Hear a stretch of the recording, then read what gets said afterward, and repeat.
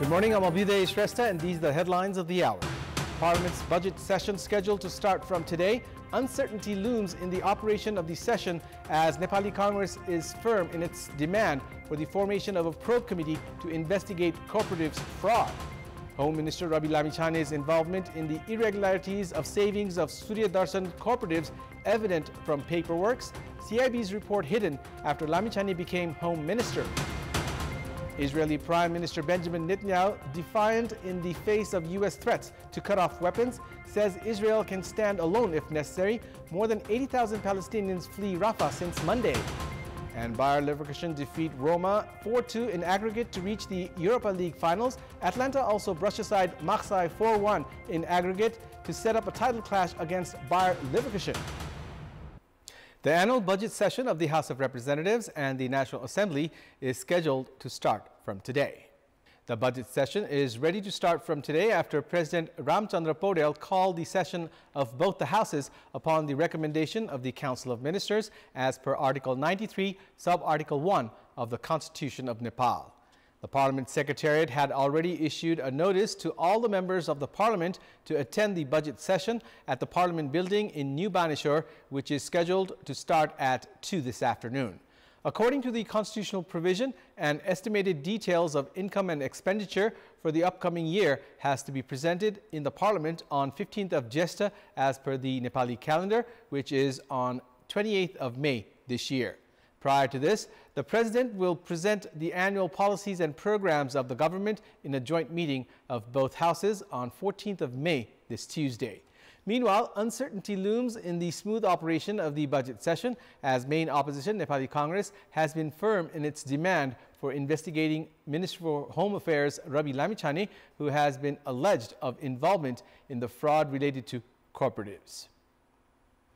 It has been confirmed that Deputy Prime Minister and Home Minister Rabi Lamichane has been involved in the irregularities of savings of Pokhara's Surya Darshan cooperatives in addition to Buttrol's Supreme cooperatives. It has been found that after Lamichane became Home Minister, the Central Investigation Bureau CIB of Nepal Police had hidden a report mentioning that he was involved in mishandling amounts in Surya Darshan cooperatives. The investigation committee formed by Pokhara Metropolitan City Office has also turned in a report saying that Lamichane had taken money out of Surya Darshan cooperatives by filling out a request form. When a case was filed last year for the mishandling of savings of 18,700 depositors of Surya Darshan cooperatives, Lamichane's name was excluded from the case in a planned manner. However, after the victims filed another case on 5th of February earlier this year, demanding for justice, the CIB team reached Pokhara for investigation. The CIB has turned in a report at the police headquarters requesting for additional investigation, saying that suspicious individuals along with Lamichane had taken loans from Surya Darshan cooperatives. However, the report was hidden after Lamichane became Home Minister. Hikmat Karki of CPN-UML was appointed Koshi Province Chief Minister yesterday amidst constitutional dilemma.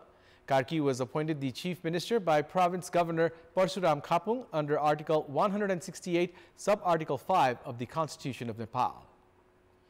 After being administered the oath of office and secrecy, newly appointed Chief Minister Karki formed a 3-member Province Council of Ministers yesterday itself. Karki appointed Ram Bahadur Rana of CPN-UML and Ganesh Upreti of CPN Maoist Center and Minister without portfolio. Province Governor Khapung had issued a 2-day deadline for the formation of the government last Wednesday. CPN-UML Province Assembly Leader Karki had furnished his claim for the government leadership with the signatures of 52 members, 39 from his own party CPN-UML and 13 from CPN Maoist Center. The support of 47 members is required in the 93-member Province Assembly for a majority claim. Karki had previously been appointed the Koshi Chief Minister on 2 occasions. Change in central coalition is followed by changes in province governments. However, the absence of clear majority creates challenges in changing governments. Province governments formed by working out several permutations and combinations have barely had some rest. Of the 7 provinces, cases have been filed against 3 province governments at the Supreme Court. At a time when the province government should have called the budget sessions to hold pre-budget discussions, they are busy brewing ploys to form and topple governments. Despite the controversy surrounding the appointment of Gandaki Province Chief Minister Khagaraj Adhikari, concluded by the Supreme Court, the dispute related to the vote of confidence has reached the court again. Opposition Nepali Congress moved the court after Province Assembly Speaker Krishna Dital announced 30 votes from among the 60 Province Assembly members as majority, thus granting Adhikari the vote of confidence on 5th of May. In Koshi, former Chief Minister Kedar Karki has also moved the Supreme Court, saying the new government was formed in an unconstitutional manner. Far away in Sudur Pashchim Province, the government is facing crisis with Chief Minister Dirga Sodari yet to receive the vote of confidence. Appointed the Chief Minister with the support of 10 Province Assembly members each from CPN Maoist Center and CPN UML, 4 of CPN Unified Socialist, 2 of Nagarik Unmukti Party and an independent member, Sodari is required to pass the floor test by 17th of May. He is facing obstructions from coalition partner CPN UML itself, while Lakshman Kishore Chaudhary of Nagarik Unmukti Party has filed a writ at the Supreme Court.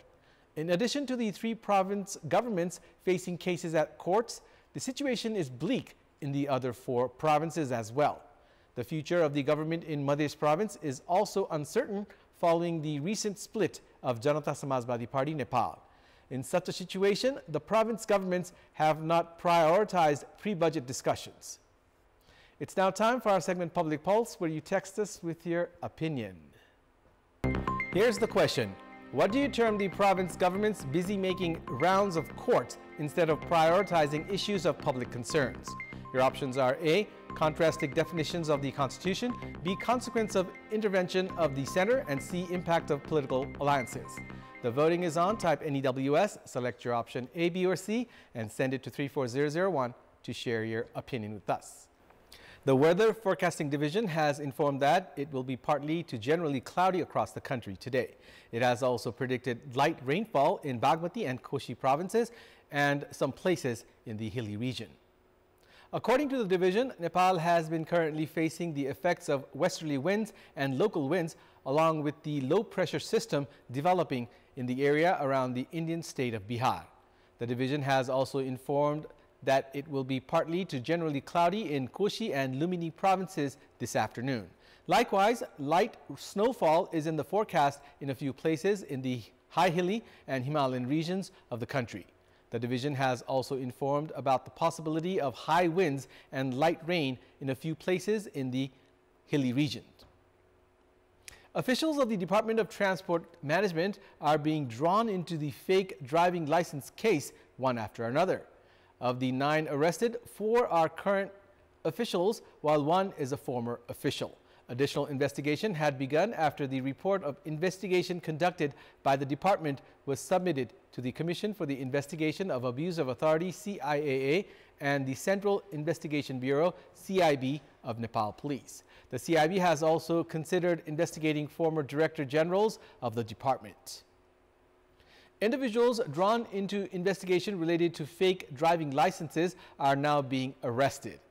While low-ranking officials have been arrested so far, the CIB has also made preparations to probe Director Generals of the department. Hinting towards possible involvement of the Director Generals of the department in the case, the CIB has intensified its investigations.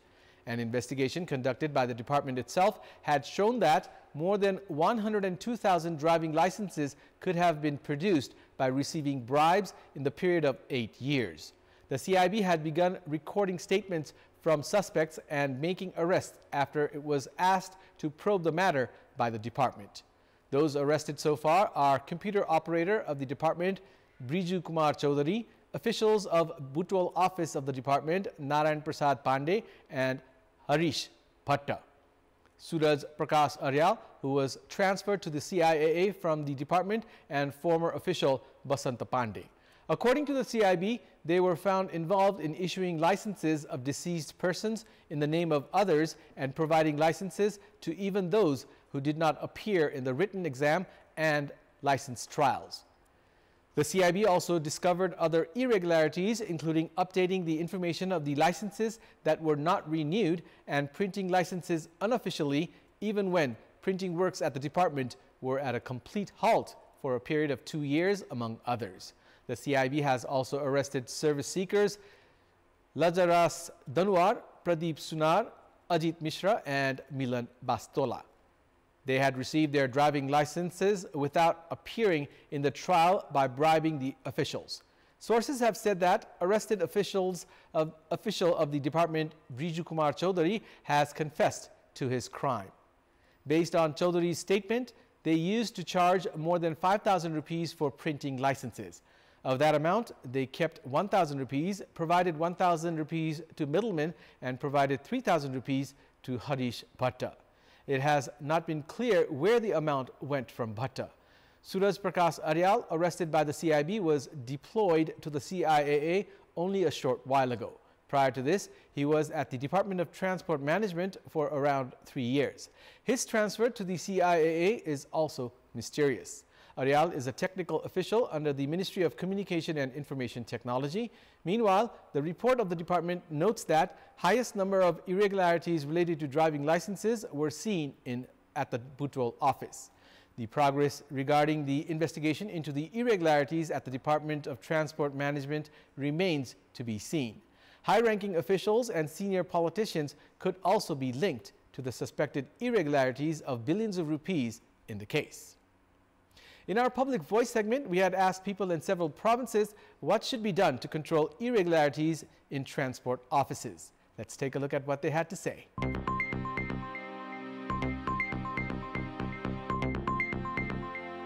घुस लिने र घुस दिने त दुवै अपराधै हो त्यो सजगता चाहिँ मान्छेमा ल्याउनु पर्यो हाम्रो कर्मचारीहरूलाई इमानदारीताले काम गर्दिनु पर्ने साथैबाट प्रदेशको चाहिँ एकै किसिमको कर भयो भने मान्छेले सहज रूपले सेवा लिन पाउँछ घर घरबाट अनलाइन सिस्टममा गएर घर घरबाट कर दिन पाउनु पर्छ लाइन नलागिकन कर तिर्नको लागि नेपाल सरकारले व्यवस्था गर्नु पर्यो व्यतिथिहरूलाई चाहिँ नि अब प्रमाण छ भनेपछि पेश गर्न पर्छ यातायातको काम हरेक जिल्लामा जिल्लाबाटै हुन पर्छ हामी बिचौलिया लाउन पर्ने समस्या छ कर्मचारीहरूले जुन गर्नुपर्ने कामहरू गर्नुहुन्न कर्मचारी इमानदार हुनु पर्यो र सबैको पहुँच सहज हुनु पर्यो बिचौलियाहरूलाई नियन्त्रण गर्नु पर्यो समयमा व्यवस्थापन र निरीक्षण गर्नु पर्यो नियम कानुन सबैलाई एउटै हुन पर्यो यातायातमा हुने सम्पूर्ण बिचौलियाको गतिविधिलाई रोक्न पर्यो भिडभाडलाई कम गर्नको लागि चाहिँ टोकन सिस्टम राख्यो भने सजिलो हुन्छ यातायात कार्यालयमा काम गर्ने कर्मचारीले चाहिँ समय व्यवस्थापन गर्नुभयो भने इन टाइम आउने र इन टाइम सेवा दिने भने त व्यतिथि रोकिन सक्छ हामीले यातायात कार्यालय पुग्दाखेरि बिचौलियाले बिचैमा समातेर हामीले लटपट्याउने काम चाहिँ हटाउनु पर्छ यातायातबाट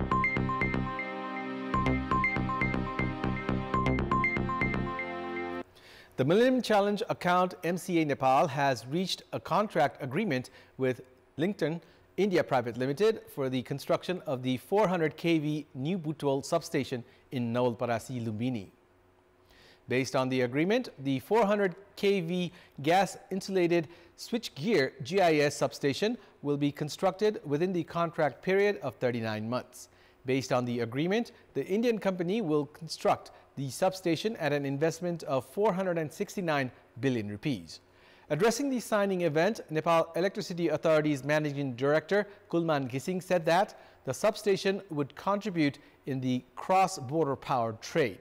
U.S. Ambassador to Nepal, Dean Richard Thompson, said the substation will enhance Nepal's transmission capacity and contribute to reliable and affordable electricity for household consumption and expanded commercial and industrial enterprises. During the signing ceremony, MCA Nepal Executive Director Khadga Bahadur Bishta said that MCA Nepal was expediting all works for the construction of transmission lines and substations under the electricity transmission project. He added that final preparations were being made for the procurement process to sign the contract for the construction of the remaining 2 substations as well. MCA Nepal is leading the construction of 2 other substations, one each in Ratmate, Nuwakot and Damoli, Tanahung. And it's time now for the international update.